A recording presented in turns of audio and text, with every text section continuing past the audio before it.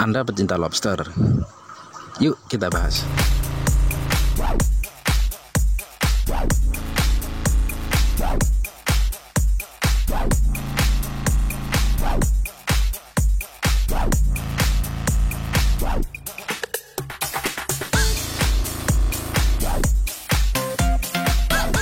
Assalamualaikum warahmatullahi wabarakatuh.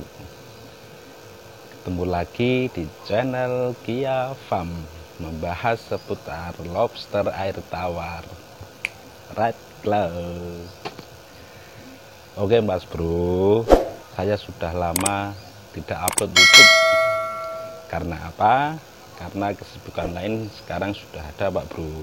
Sombong amat. Pertama itu ke pasar, dan yang kedua jualan bakaran Pak Bro, kalau malam sosis atau bakso bakar gitu.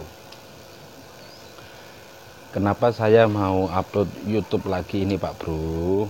Karena di Facebook itu banyak postingan yang masih kebingungan terkait penjualan atau setelah panen itu mau dikemanain.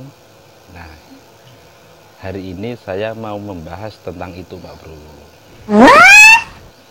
Jadi gini Pak Bro, kalau untuk pemula yang masih bingung terkait penjualan atau orang yang mau budidaya tetapi masih bingung tentang penjualannya Pak Bro setelah panen. Sebelum memulai budidaya lobster itu Pak Bro, yang perlu diingat itu kita mengkalkulasikan pasar kita. Pasar kita ya di sekitar kita gitu Pak Bro.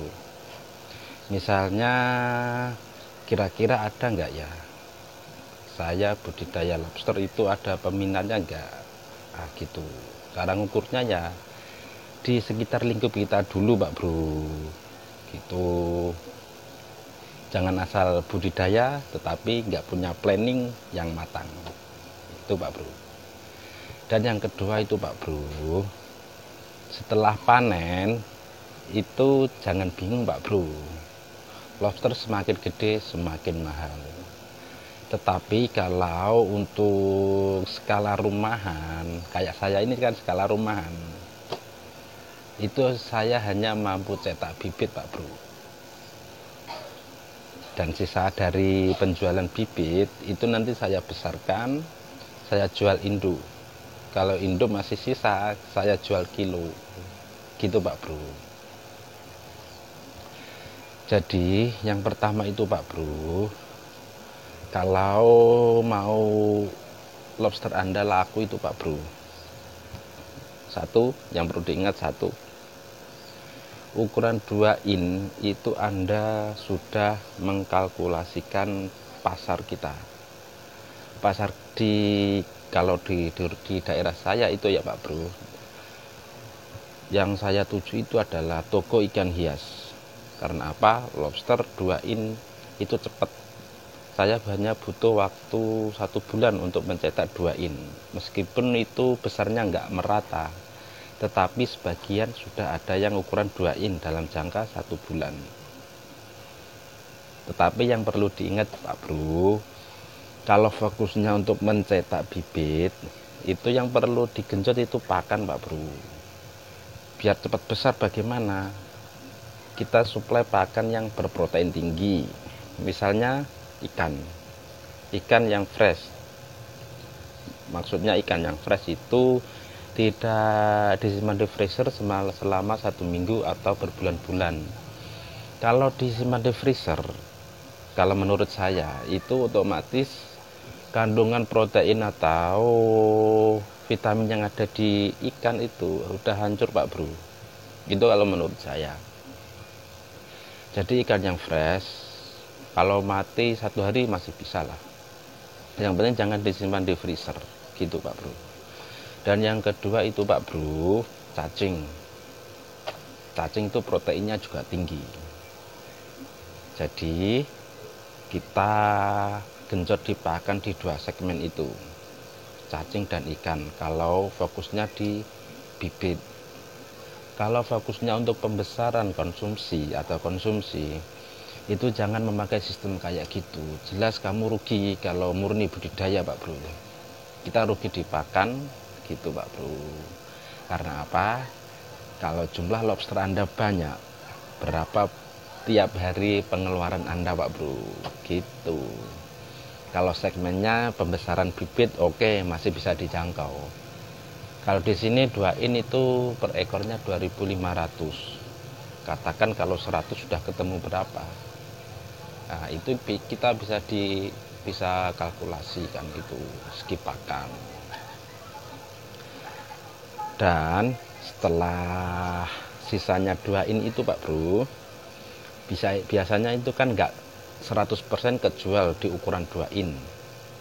Nah itu kita rolling lagi Pak Bro, 3 in kita jual lagi. Di mana sektornya? Kalau saya di ikan hias, fokusnya di ikan hias, makanya saya cetak warna Pak Bro, nggak asal nggak asal budidaya gitu Pak Bro. Artinya apa?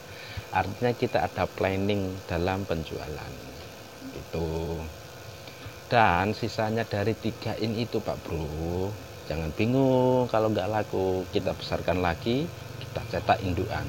Indukan satu set kalau di saya itu 250 per set, isinya 10 ekor, terdiri dari 4 jantan dan 6 betina gitu. Kalau masih sisa di ukuran cetak indukan, kita jual konsumsi. Cuman sayangnya di sini itu peminatnya yang konsumsi, minimal itu ukuran 5 in. 5 in loh ya. 5 in kalau murni budidaya itu jelas lama. Kalau skala rumahan lah ya Pak Bro. Skala rumahan lama untuk mencetak konsumsi.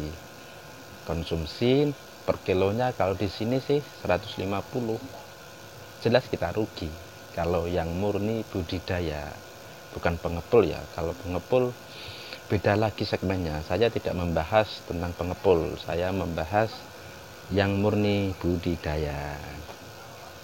Kenapa? Karena yang murni budidaya itu jelas kuat Pak Bro, kuat terkait adaptasi lingkungan dan cuaca. Karena apa? Karena letak geografis kita Pak Bro tidak jauh beda dengan lokasi Indonesia lah, gampangnya gitu Pak Bro, atau lokasi di sekitar kita.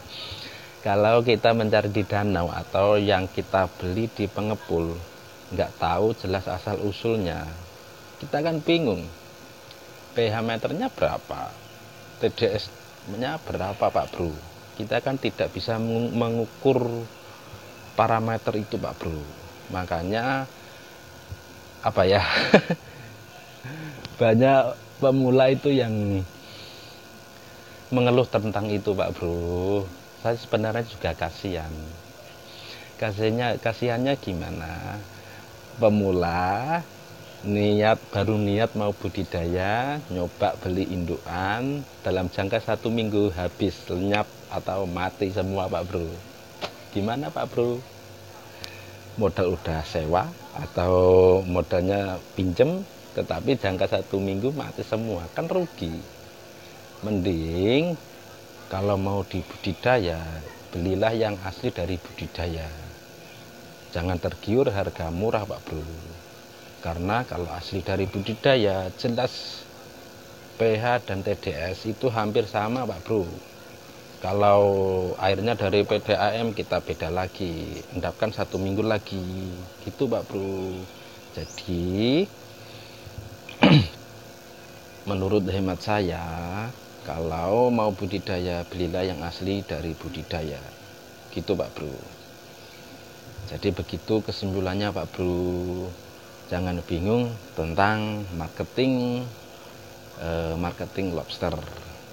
Jadi rentetannya seperti itu Pak Bro. Ukuran 2 in sudah mulai kita jual, atau kita sudah mulai pasarkan ke orang lain atau di segala pasar lah, gitu Pak Bro. Planningnya gitu, 3 in, sisa 2 in, sisa dari 2 in itu kita besarkan menjadi 3 in. 3 in di sini kalau saya jual itu 4.000 per ekor 3 in. Nah, sisanya dari 3 in ini kita besarkan menjadi indukan ke 4 in.